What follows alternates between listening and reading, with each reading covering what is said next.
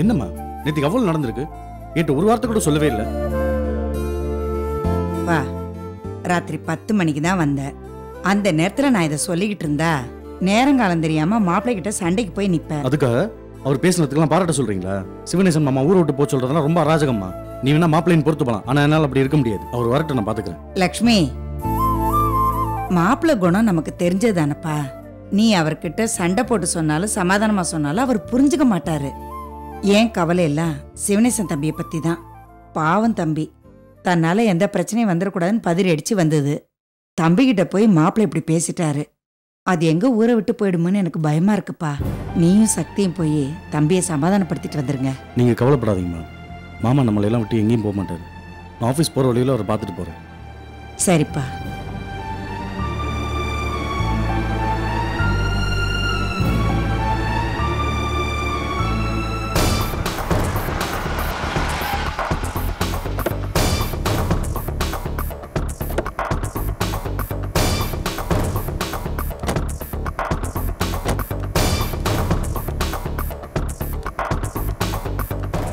விளங்க இந்த லெட்டர் கொடு.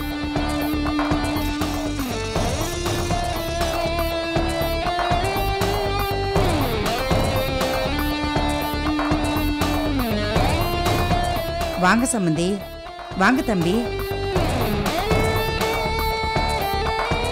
வாங்க உட்காருங்க. கருணா, அம்மா காஃபி கலந்து எடுத்து. இல்லைங்க, அதெல்லாம் வேண்டாம். பத்திரிகை எல்லாம் அடிச்சு வந்துருச்சுங்களா சம்பந்தி? பத்திரிக்கை இன்னும் கைக்கு வரல. புதுசா ஒரு பிரச்சனை தான் வந்திருக்கு. பிரச்சனையா? இந்த லெட்டரை படிச்சு பாருங்க, உங்களுக்கே புரியும்.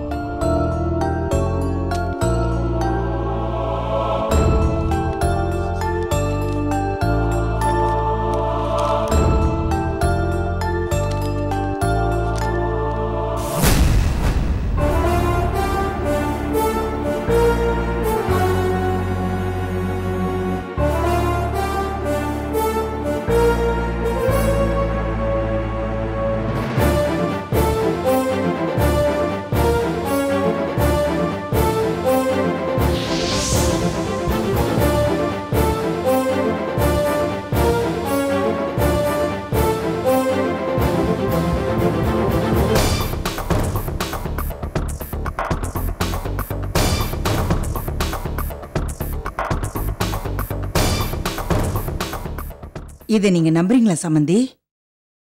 அம்மா, நம்பி இருந்தா இந்த கல்யாணத்தை மாமா அடுத்த நிமிஷமே நிறுத்திருப்பாரு. இப்படி நேரில் வந்து விசாரிக்க மாட்டாரு.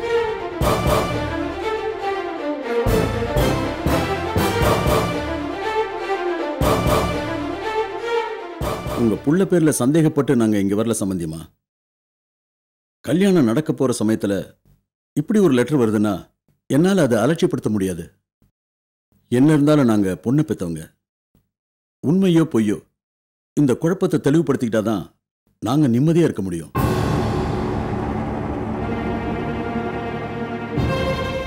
நீங்க என் புள்ள மேல சந்தேகப்பட்டு வந்திருந்தாலும் தப்பு இல்லைங்க சம்பந்தி. நானும் 3 பொண்ணுங்களை பெத்தவதான். இந்த லெட்டரை படிச்சதும் நானே கதிகலங்கி போயிட்டேன். நீங்க எந்த அளவுக்கு பயந்து போயிருப்பீங்கன்னு என்னால புரிஞ்சுக்க முடியுது. ஆனா நான் உறுதியா சொல்றேன், இதுல எழுதியிருக்கிறது எதுவுமே உண்மை இல்லை. என் புள்ள ரொம்ப தங்கமானவன். அவன் கனவுல கூட சக்தியை தவிர வேற யாரையுமே நினைச்சு கூட பார்க்க மாட்டான். அம்மா, நீங்க சொல்றது உண்மைனா உங்க புள்ள பத்தி ஏன் இவ்வளவு மோசமா லெட்டர் வரணும்? அதான் தம்பி எனக்கும் ஒன்றும் புரியல. இத பத்தி நாமளே பேசிட்டு இருக்கிறத விட லக்ஷ்மி வீட்டில தான் இருக்கான். நான் அவனை கூப்பிடுறேன். உங்க எதிர்க்கவே அவனை வச்சு விசாரிக்கிறேன். அதுக்கப்புறம் விளக்கம் என்ன நமக்கு தெரிஞ்சிருமே. லக்ஷ்மி, லக்ஷ்மி, இந்த வரமா.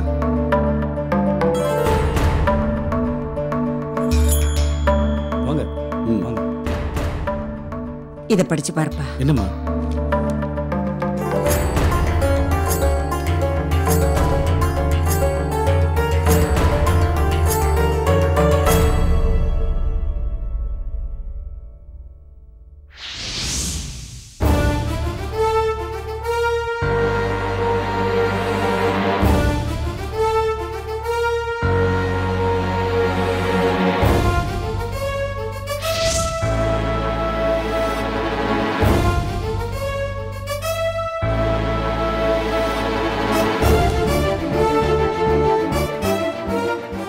லெட்டர் எப்படிம்மா உங்ககிட்ட வந்துச்சு? சம்மந்தி வீட்டுக்கு வந்திருக்குப்பா. அது இப்ப பிரச்சனை இல்ல. உன் மேல இப்படி ஒரு பழி வந்திருக்கே, இதுக்கு நீ என்ன பதில் சொல்ற? என்னை பத்தி உங்களுக்கு தெரியாதம்மா. எவனோ ஒரு ராஸ்கல் அவன் மனசுல உள்ள அசிங்கத்தெல்லாம் அதில் எழுதியிருக்காமா. வனிதாவுக்கும் எனக்கும் எந்த தப்பான உறவும் இல்லை. பாவம் அவங்க யார் ஆதரவு இல்லாமல் தனியாக கஷ்டப்பட்டுட்டு இருக்காங்க. என்னால் முடிஞ்ச உதவி நான் உங்களுக்கு பண்ணிட்டு இருக்கேன். அதை போய் தப்பாக புரிஞ்சுக்கிட்டு யாரோ ஒரு புறம்போக்கு இதெல்லாம் பண்ணியிருக்கான்.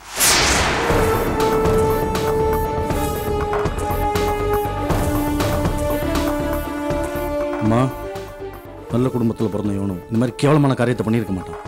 எழுதுனவன் மட்டும் என் கையில் கிடைக்கட்டும், அவனை கண்ட துண்டமாக வெட்டி போடுறேன். நீங்க எதுக்கு மாப்பிள்ள டென்ஷன் ஆகுறீங்க? ஒரு உயிரை எடுக்கிற அளவுக்கு போகணுமா என்ன? எவனோ ஒருத்தருக்கு உங்க மேல சந்தேகம்.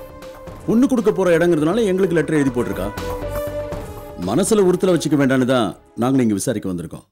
நீங்களே பதில் சொல்லிட்டீங்க. என் விளக்கத்தை கூட நீங்கள் முழுசாக நம்பணும்னு அவசியம் இல்லை. யார் வந்து சொன்னால் நீங்கள் நம்புவீங்களோ அவங்களே வர சொல்கிறேன்.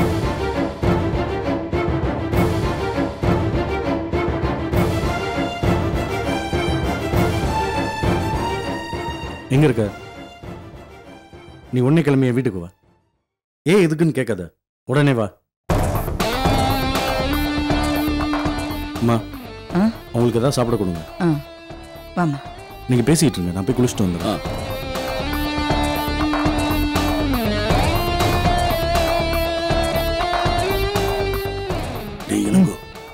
யாருக்குடா ஃபோன் பண்ணிருப்பா?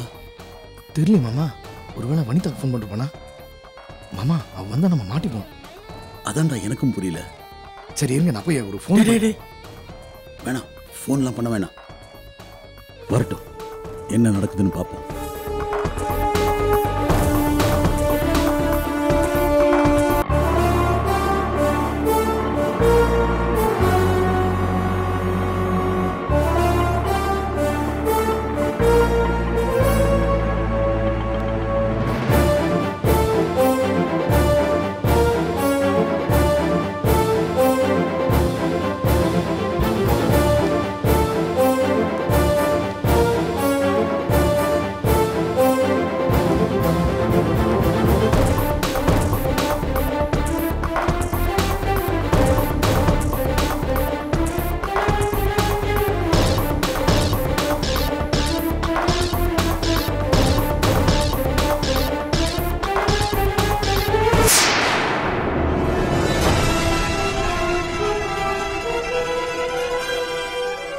வாமா சக்தி, உனக்கு தான் லக்ஷ்மி ஃபோன் பண்ணானா?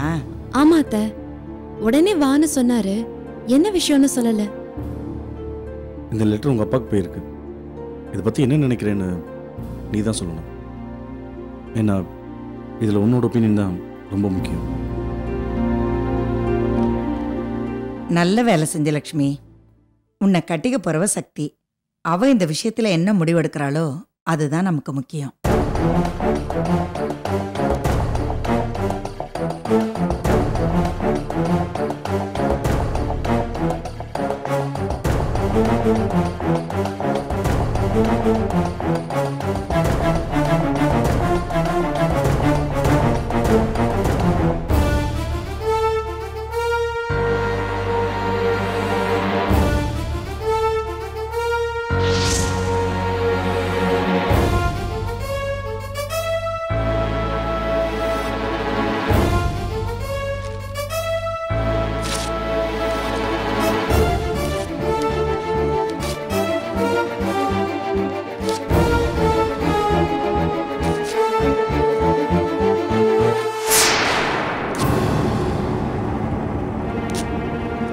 சக்தி, என்னம்மா அந்த லெட்டரை கிழிச்சிட்ட?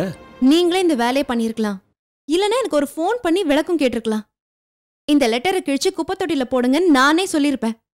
ஒரே ஒரு ஃபோன் கால்ல முடியற விஷயத்த நீங்க இவ்வளவு தூரம் கொண்டு வந்திருக்கீங்க.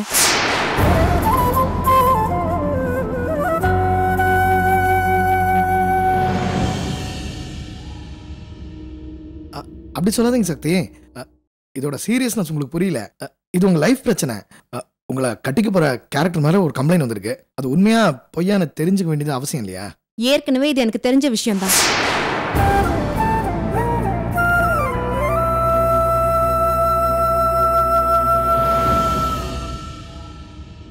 என்னம்மா சொல்ற?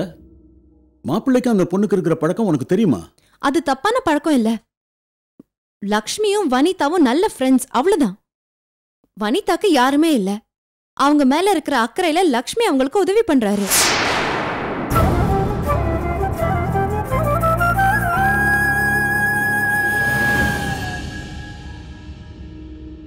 அவங்களுக்கு பண உதவி கூட தான் பண்ணிருக்காரு.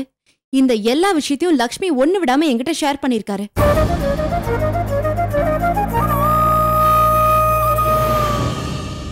லக்ஷ்மி மனசுல எந்த தப்பான எண்ணமும் இல்ல, இருக்கவும் முடியாது. எவனோ ஒரு தேர்ட் ரேட்டட் ராஸ்கலுக்காக இந்த அளவுக்கு இம்பார்ட்டன்ஸ் கொடுக்கறது எனக்கு தப்பா தெரியுது.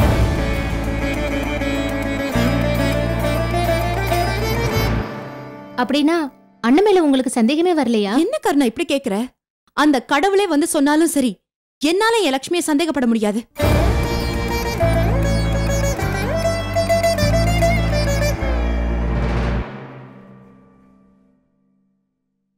இவரை சந்தேகப்படுறது என்ன நானே சந்தேகப்படுற மாதிரி. அப்படி ஒரு பைத்தியக்காரத்தனத்தை யாராவது பண்ணுவாங்களா? சக்தி, நீங்க லக்ஷ்மி மேல இருக்கிற ஓவர் கான்ஃபிடன்ஸ்ல இப்படி பேசுறீங்க. அளவுக்கு அதிகமான நம்பிக்கையும் பின்னாடி பிரச்சனையில தான் போய் முடியும். இல்ல இளங்கோ, உங்களுக்கு லக்ஷ்மியே சில மாசங்களா தான் தெரியும். ஆனா எனக்கு சின்ன வயசுல இருந்து தெரியும். அவரால யாரையும் ஏமாத்தவும் முடியாது, யாருக்கும் துரோகம் செய்யவும் முடியாது.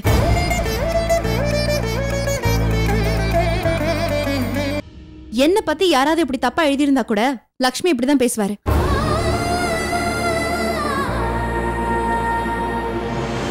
இந்த லெட்டர் எழுதினவனுக்கு கொஞ்சம் கூட அறிவில்லைன்னு நினைக்கிறேன்.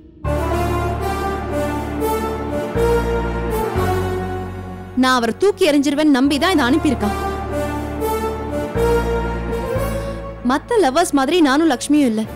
ஒருத்தர் நல்லா புரிஞ்சுக்கிட்டு தான் நாங்க காதலிக்கவே ஆரம்பிச்சோம். கணவன் மனைவிக்குள்ள மட்டும் இல்ல, காதல்லையும் பரஸ்பர நம்பிக்கை முக்கியம்னு நாங்க நினைச்சோம். பெரியவங்க சம்மதம் கிடைக்கலனா எங்க காதலியை தியாகம் பண்ண நாங்க தயாரா இருந்தோம். இவ்ளோ தெளிவா இருக்கிற எங்களை ஒரு சாதாரண லெட்டர் பிரிக்க முடியுமா? எவ்வளவு பெரிய முட்டாள்தனம் இது. எங்க 2 பேருக்கும் கல்யாணமே ஆகலனாலும் சரி, நாங்க ஒருத்தர் மேல ஒருத்தர் வச்சிருக்க காதலும் நம்பிக்கையும் மாறவே மாறாது.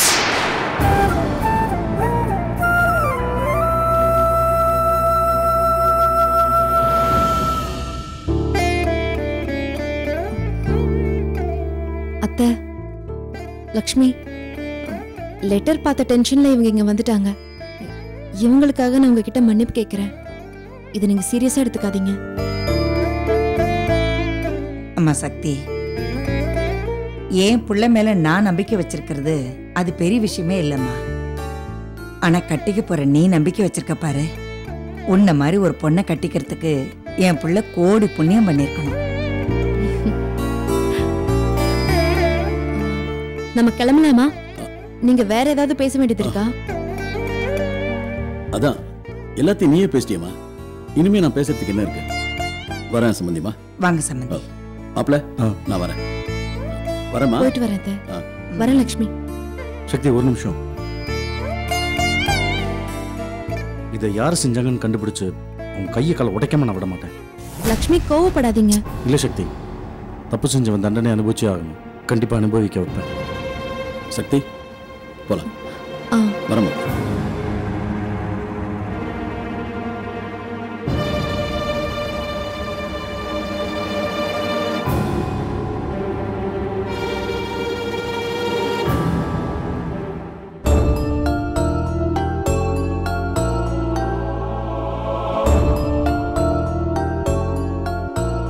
What is this? ஆஃபீஸில் இவ்வளோ விஷயம் நடந்திருக்கு. ஏன் இதை முன்னாடியே என்கிட்ட இன்டிமேட் பண்ணல? இல்லை சார், நான் சொல்கிறதுக்கு பல தடவை ட்ரை பண்ணேன். நீங்கள் தான் ரொம்ப பிஸியாக இருந்தீங்க, அதான் சொல்ல முடியல. மிஸ்டர் லக்ஷ்மி, சந்தேகங்கிறது எல்லாருக்குமே வரும். ஆனால் அபாண்டமாக ஒருத்தர் மேலே பழி சுமத்தக்கூடாது இல்லையா? சார், எனக்கு கன்ஃபார்மாக தெரியும் சார். பொண்ணு வீட்டில் என் பேரை கெடுக்கிறதுக்காக என்ன சார் அந்த லெட்டர் எழுதியிருக்கோம். சார், இல்லை சார், அந்த லெட்டர் எனக்கு எந்த சம்மந்தமும் கிடையாது. அந்த லெட்டர் நான் தான் எழுத சொல்கிறாங்க சார். என்ன ஆதாரம் கேளுங்க. எழுதுறோம், பின்னாடி கையெழுத்து போட்டு அனுப்புவாங்க. மிஸ்டர் லக்ஷ்மி, இவர் தான் எழுதினாரு, எப்படி ஸ்ட்ராங்காக சொல்கிறீங்க? சார், ஒரு ஆளோட கேரக்டர் வச்சு அவன் எப்படிப்பட்ட காரியத்தை செய்வான்னு சொல்ல முடியும் சார். நானும் வனிதாவும் ஃப்ரெண்ட்லியாக பழக்கிறோம். அது உனக்கு பிடிக்கல, அதனால தான் டாய்லெட் சோத்தில் எங்களை பற்றி தப்பா எழுதியிருக்கான். அப்போவே அது உங்கள் நாலேஜுக்கு நான் கொண்டு வந்திருக்கணும். செய்யாமல் விட்டது என் தப்பு சார். அதனால தான் அது இப்போ லெட்டர் வரைக்கும் வந்திருக்கு சார். சார் செவுத்து எழுதுனது நான் இல்லை சார், அதை நான் அன்னைக்கே சொல்லிட்டேன். அப்போ யார் எழுதியிருப்பா? சார் அதை பத்தி எனக்கு தெரியாது சார். இவங்க 2 பேர் பழகிறது ஆபீஸ்ல பல பேருக்கு பிடிக்கல. எப்ப பார்த்தாலும் ஆபீஸ்ல அரட்டை அடிச்சுக்கிட்டே இருக்காங்க. இவன் தான் அவங்களை கூட்டு போய் வீட்டுல ட்ராப் பண்றான், பணம் கொடுத்துலாம் உதவுறான். ஏன் அதை வச்சு கூட யாராவது எழுதிக்கலாம் சார்? ஃப்ரெண்ட்லியா ஹெல்ப் பண்றது ஒன்றும் தப்பு இல்லை கதிர். ஆனா அதே காரணமா வச்சு இவங்க மேல ஏன் சந்தேகப்படுறீங்க? பார்த்தீங்களா சார் எப்படி முழிக்கிறான்னு? எங்களை ஃபாலோ பண்ணுறதே வேலையை வச்சிருக்கான் சார். அவன் மனசில் இருக்கிற அழுக்கு தான் சோத்துல லெட்டர்லேயே வந்திருக்கு. சார் உண்மையை சொல்றேன் சார், இவங்களை பத்தி செவுத்துல எழுதல, லெட்டர்ல எழுதல. தப்பே செய்யாத மேல பழைய போறான் சார். இல்லை சார், எல்லா தப்பையும் செஞ்சது இவன் தான் சார். என்னை கட்டிக்க போகிறவங்களும் அவளோட பெற்றவங்களும் நான் சொன்னதை எதுக்கிட்டு புரிஞ்சுக்கிட்டாங்க சார். இதே மற்றவங்களா இருந்தால் கொஞ்சம் யோசிச்சு பாருங்க சார், எங்கள் கல்யாணமே நின்று போயிருக்கும். அது மட்டும் இல்லை, இவங்க மேலே ஒரு சின்ன தப்பான அபிப்பிராயம் வந்திருந்தா அவங்க லைஃபே ஸ்பாயில் ஆயிருக்கும் சார். சார் இவன் பண்ண டார்ச்சர்னால அவங்க வேலை விட்டு போகிறேன்னு சொல்லியிருக்காங்க. அவன் திரும்ப திரும்ப இந்த மாதிரி பண்ணிக்கிட்டு இருந்தா வனிதா தப்பான முடிவுக்கு போகிறதுக்கு வாய்ப்பு இருக்குது சார்.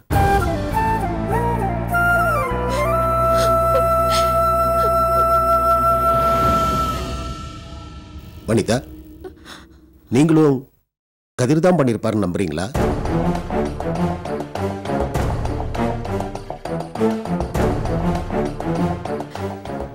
ஆமா சார், லட்சுமி சொன்னதெல்லாம் உண்மைதான் சார். இவரால தான் சார் ஆபீஸ்ல நிம்மதி இல்லாம இருக்க. கதிர், இவங்க கம்ப்ளைண்ட்டுக்கு உங்க பதில் என்ன? சார் என் மனசுல இருக்கிறத நான் மூஞ்சிக்கு நேரம் கேட்டுறேன் சார். அப்படி கேட்டுட்டேன்ற காரணத்துக்காக இவங்க என் மேல பழைய போறாங்க சார். சத்தியமா சொல்றேன் சார், நான் எந்த தப்பு பண்ணல. நீங்க எதையும் செய்யலைனாலும் உங்க ஆட்டிடியூட் ரொம்ப தப்பா இருக்கு. இந்த ஆட்டிடியூடோட இந்த ஆபீஸ்ல நீங்க வேலை செய்யறது நல்லது இல்ல. அது மட்டும் இல்ல, உங்களால இந்த பொண்ணோட லைஃபும் டிஸ்டர்ப் ஆயிருக்கு. அதை நீங்க புரிஞ்சுக்கணுன்றதுக்காக உங்களை 1 மாசம் நான் சஸ்பெண்ட் பண்ணேன்.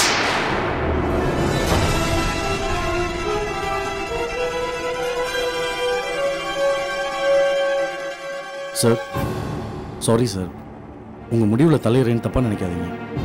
கதிரை சஸ்பெண்ட் பண்ண வைக்கிறது என் நோக்கம் இல்லை சார். அவன் இனிமேல் இந்த மாதிரி தப்பெல்லாம் செய்யாமல் இருந்தால் அதுவே எனக்கு போதும் சார். பாத்தீங்களா கதிர், பாத்தீங்களா? உங்களை நான் சஸ்பெண்ட் பண்றேன்னு சொல்றேன், அவர் வேண்டாங்கிறார். அவருடைய பிராட்மேன் இதுலன்னு தெரியுது இல்ல.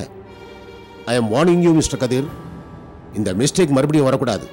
வந்தது I will dismiss you. Understand? எல்லாரும் போய் வேலையை பாருங்க.